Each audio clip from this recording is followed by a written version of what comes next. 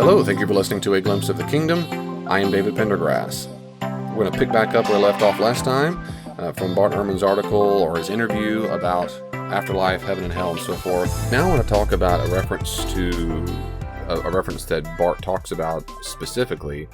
And so first I want to hear what Bart has to say about it. So we're going back to what Bart says in the interview. So he says, existence is entirely bodily, and that was the view that Jesus picked up. My response is, that's false, demonstrably false. Then the interviewer Gross says, are there specific passages in the Hebrew Bible that support the notion of an afterlife? Ehrman said, yeah, no, it's a good question. And people generally point to these passages in the book of Psalms that talk about Sheol. It's a word that gets mistranslated into English. Sometimes Sheol is translated by the word hell, and it is absolutely not what people think of as hell.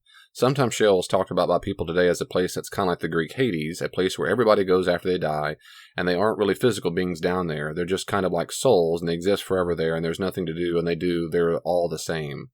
And so Sheol is sometimes portrayed like that. The Bible does talk about this place Sheol, especially in poetry, especially in Psalms, and it's probably not a place that people go to per se. Let me pause there for a second. I'll say, you've already heard me say that's correct, that Sheol is not hell, and it should not be translated hell.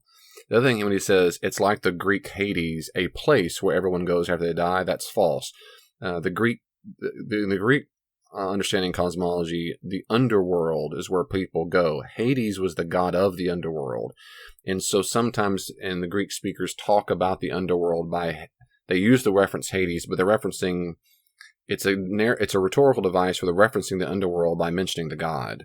So, literally speaking, Hades is not a place. Hades is a person, a Greek god. The place is called the underworld. So anyway, let me go on. And then Bart says this. If you actually look at what the Psalms say about Sheol, they always equate it to the grave or to the pit.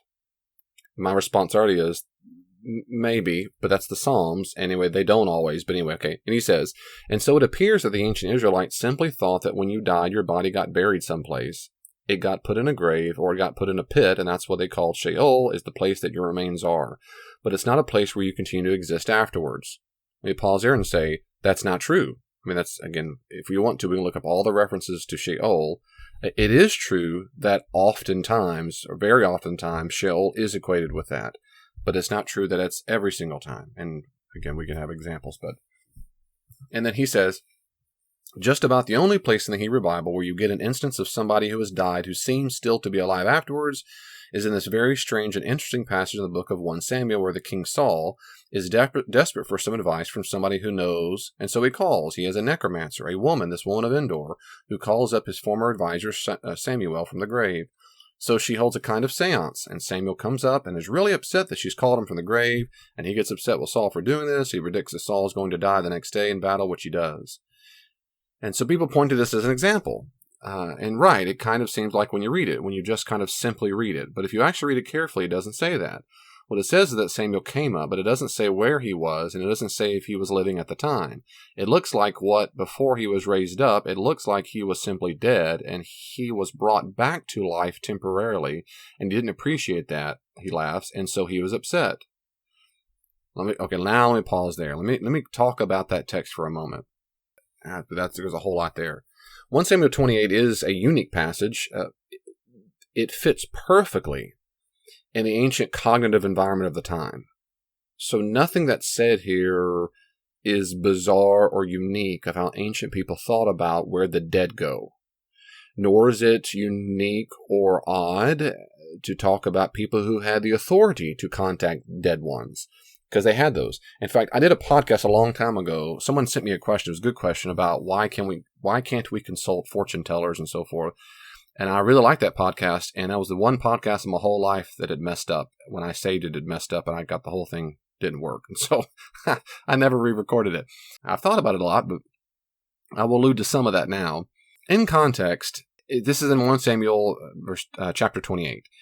When the Philistines gathered their troops, this is verse 1, they wanted to go to war to fight Israel. Achish said to David, you should fully understand that you and your men must go with me into the battle.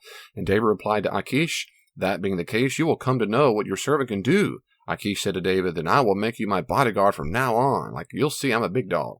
Now Samuel had died, And all Israel had lamented over him and had buried him at Ramah, his hometown. In the meantime, Saul, had removed the mediums and magicians from the land. The mediums and the magicians. Now, the medium word, this is where it gets interesting and technical. In verse 3, the word for medium is actually it can refer to a person. It can refer to a person. But a lot of studies demonstrate it doesn't refer to a person per se, but a kind of pit. A kind of pit. That is, and it's a kind. Sounds bizarre to me and probably to you, but nevertheless, it is the case. It refers to a pit that certain people use to conjure the dead or speak to the dead, and so oftentimes they called the person pit people, you might say. And that's what's going on here. Now, I'll talk about that in a second, too. But, and then, of course, you might say the word magician or someone who conjures up dead people, a soothsayer, someone who can speak to dead ones from the land. So in this point, he's saying Saul has banished these people. There's a class of people who have a job, like people who are technicians or cable people or doctors or nurses. This is a job. A job you could hold, a job you could have. One job you could have is that your job is to talk to dead people. Now, today we still have these people, supposedly, people who can speak to the dead ones. I have TV shows. Well, this is a very, very ancient concept. From the literature, particularly of other literature, and the Hebrew Bible, the Old Testament, doesn't tell us exactly how it works. But when you read other ancient literature about this same kind of thing, a particular picture arises. And that is, this person would take a special tool and they would dig this special hole, this pit. And the assumption was they're basically digging a portal to where the dead ones live, to Sheol. We don't know. They would have picked some kind of sacred spot. And then that spot is where it unleashed, it was a portal. It reminds me of a movie. I will be so impressed if you actually know this movie. There was a movie that came out in the 80s called The Gate, and it was an indie film. I can't believe I saw this when I was a kid. It's really weird. But these kids, their parents are gone, and there's a hole in the backyard, and they start digging. Come to find out, it's a pit to hell, and these little bitty claymation things come out, and it was really spooky. But I bet my friend Ryan knows that movie because he loves all movies. But I'll be impressed if he does. I'll be so impressed. Anyway, so it's like that. These people could dig these pits with these special ritual tools, and the idea was that these pits allowed access to the Sheol place. That was their job. And in Israel, they had been banned. Now, the chief reason why these people were banned, and other people who had similar jobs, and you could sometimes translate these other terms, they do in the Greek translation, they're called ventriloquists, because the idea is that sometimes the spirits of the dead would speak through the person, and that depends on the context. The reason why they're banned in ancient Israel is because they don't want people consulting them to find out what to do with the future. They want the people to consult Yahweh. You're supposed to go to a biblical prophet. God either reveals it to you, like inside your mind or heart, or he speaks to you, or you go to a biblical prophet and you say, hey, what should I do? And then God, Yahweh, speaks to them. What Yahweh does not want these people to do is to consult any other source to find out what to do with their life, what to do with their ministry, what to do with battle, what to do in any way ever. That's the whole point. And so these people are outlawed. And the fact that they are outlawed demonstrates, A, that kind of job existed, B, that the ancient Jews used them. And they still exist, but they're outlawed. They're on the DL, like prohibition, as it were, because people still drank, but it was outlawed. So in the context, what's going on is Shaul had kicked them out of the land, okay? But in verse 4, so we're in 1 Samuel 28:4, the Philistines assembled, they came and camped at Shunem. Shaul mustered all Israel and camped at Gilboa. When Shaul saw the camp of the Philistines, he was absolutely terrified. So Shaul inquired of Yahweh, but Yahweh did not answer him, not by dreams, not by Urim, nor by the prophets. And that's what I just alluded to a second ago. So God didn't speak to him in a dream, and that was standard place in the ancient world. As far as we can tell, almost everybody believed that gods could speak to you in dreams. Dreams were the liminal realm. Liminal. If you don't know that word liminal, Liminal, liminal means it's in between worlds. It's liminal. It's like Leviathan. Chaos creatures are liminal. They're in between worlds. They don't have a real home. And that's why these liminal creatures can cause chaos. And that's spirits, dead people who have died, they can become harassing spirits, ghosts, because they have improper burial, and they were liminal.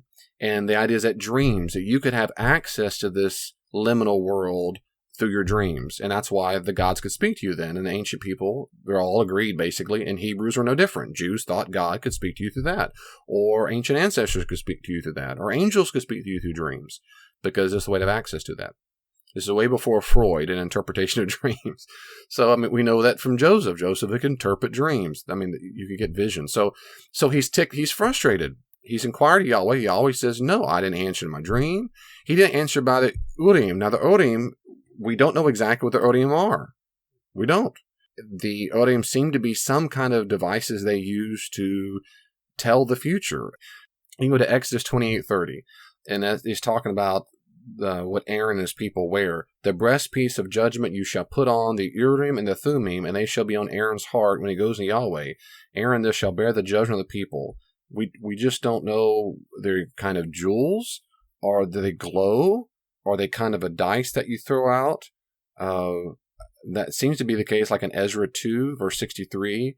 It says, the governor told them they were not to partake of the most holy food until there should be a priest to consult Urim and Thummim. Man, I just wish we knew what those were. Okay, back to 1 Samuel. So he's frustrated because he's not talking in dreams. The Urim aren't working, nor the prophets. So, verse 7, Shaul instructed his servants, find me a woman who is a medium. Find me a woman who, or literally, you might say in Hebrew, find me a woman who owns a pit, a ritual pit, so that I may go to her and inquire of her. His servants replied to him, there is a woman who is a medium, who owns a pit in Endor. What's interesting to me, because they know exactly where to go. They know exactly where to go to find this outlawed person. Now, that's because they still exist. They're still around. You're not supposed to go talk to them. So he says, okay. So Shaul, he disguised himself and put on other clothing so he doesn't look like a king. And he left, accompanied by 2 of his men. They came to the woman at night. Of course they do. And said, use your ritual pit to conjure up for me the one I tell you. So he comes out, literally says, consult it. Now, the word, I won't keep going about words, but so use your pit, do your thing. But the woman says, look, you are aware of what Shaul, the Saul, has done. He has removed the mediums and magicians from the land. Why are you trapping me so you can put me to death? The point is, you're going to tell on me. You're going to tattletale. And again, one more time, the spirit, I didn't say this part. Earlier I mentioned this different words for the dead ones. In Hebrew, this is a different term. And it's Ov. You can say it Ov. You can say it with a hard TH if you want Ov. These are the spirit of the dead ones. It's not Nefesh. It's not Ruach. It's a different term. But it is a term for the spirit of a dead one. Okay. So she basically says, don't try to trick me. You're trying to get me in trouble. If I do this stuff, they'll put me to death. Verse 10, Shaul swore an oath to her by Yahweh. As surely as Yahweh lives, you will not incur guilt in this manner. Now, that's exactly what you're not supposed to do. You're not supposed to swear an oath by God in certain parts of the Old Testament, but other times people do it. Okay. He says, you won't incur guilt. That is, I'm not going to tattletale. Verse 11, the woman replied, who is it that I should bring up for you? He said, bring up for me Shamuel. So that's it. Who should I bring up for you? Now, so far in the cognitive environment of the ancient world and the context of this text, it is very, very, very likely that this is a normal routine thing for people who control these ancient pits. But if you read Bart Ehrman and that interpretation, the idea here now is that she's about to literally resurrect the dead or resuscitate the dead, which means they would have had to gone and found the spot where Samuel the king the prophet was buried to bring him up. But there's no indication he goes to that at all. We have every indication here that he went to Endor. he went to Endor to go find this woman to bring him up. So remember, Samuel was buried in Ramah. That's in verse 3, his hometown. But he goes to Endor. Now, unless you want to think they went all the way back to Ramah to do it, but the text doesn't say that. It doesn't say that. In fact, he goes to Endor and says, do your thing. So the likelihood is she digs a pit, or she already had one. I don't know. And he said, who should I bring up for you? And he says, Samuel. Now, she doesn't realize which Samuel it is. She just thinks, his name is Shemuel. Okay, cool, no problem. But then verse 12 happens. When the woman saw Samuel, she cried out loudly. The woman said to Shaul, why have you deceived me? You are Saul. Now, where she realizes this guy looks like Samuel. Oh, it's that Samuel. I mean, you must be the king. Now, the king said to her, don't be afraid. What have you seen? What have you seen? The woman replied to Saul, this is interesting here, I have seen one like a god. I have seen, literally it's in plural, I have seen of the gods, and it's Elohim. And she probably, there's a couple things. I have seen of the gods, really is what it says, coming up from the ground. Now, what is interesting is when you look at that in the ancient world, it is very often the case that the ancient people who have died, ancient ancestors, ancient kings, they are often called Elohim, gods. These are spirit beings that lived on. So this fits the ancient cognitive environment perfectly. I have seen of the gods coming up from the ground. It doesn't mean I've seen Yahweh, the God. It means they use, you might say, lowercase g gods coming up from the ground. And that's what she's saying. Her point is, I've seen this dead being. I've seen it coming up from the ground. And now he said to her, remember, because he said, first, he can't see anything. Only she sees this. Now, not because a skeleton bones popped out of a grave. Think how disgusting that would have been. No. She sees something, kind of like in a vision, you might say. And he said to her, what about his appearance? She said, an old man is coming up. He's wrapped in a robe. And of course, it demonstrates what he looks like. Then Saul realized it was Samuel, and he bowed his face toward the ground and kneeled down. Samuel said to Saul, and then Samuel speaks, why have you disturbed me for bringing me up? And not, why have you resuscitated me? Why have you resurrected me? But why are you bringing me up? Saul replied, I'm terribly troubled. The Philistines are fighting against God. I've called on you to tell me what I should do. No one's going to answer me. And he says, why are you asking me? And he goes on for this. He basically says, you're going to die.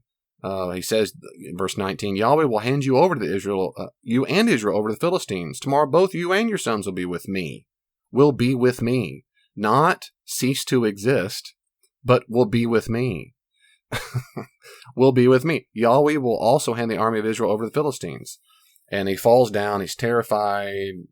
He doesn't eat or drink all night long. He's upset. And that's it. And then that's what happens. I mean, basically, he eats and drinks, but he does die the next day. So here's one example. So with due respect, when I hear Bart Ehrman's interpretation of this as it doesn't actually say that when you simply read it. It's actually when you don't simply read it. If you read it carefully, what is not going on is that his body comes out of the grave. She uses her pit to do what she's supposed to do as a pit reader. She consults dead ones, and he expects that Samuel expects that Saul and his army will be with him, not dead, but in some state of existence down in Sheol, which she has access to. And so this is one of many examples of my response to Bart Ehrman. So let's keep thinking about those things. I'm going to continue on in the next podcast, and we'll see what else Bart Ehrman says. Well, the conversation isn't finished. You can always reach out to me on social media. Are you on Facebook? I am too. @Glimpse of the Kingdom. Glimpse of the Kingdom on Facebook. Be sure to like it, and you can see updates there. Also, if you're on Twitter, check me out at Dr. D. Pendergrass, Dr. D. Pendergrass, or @Glimpse the King, @Glimpse the King, and I try my best to respond to comments and questions on there as quickly as I can. If you want more, there are many more resources on the podcast and my blog. Go to my website, davidpendergrass.com, and you can see a full list of the podcast, and my blog is available for free.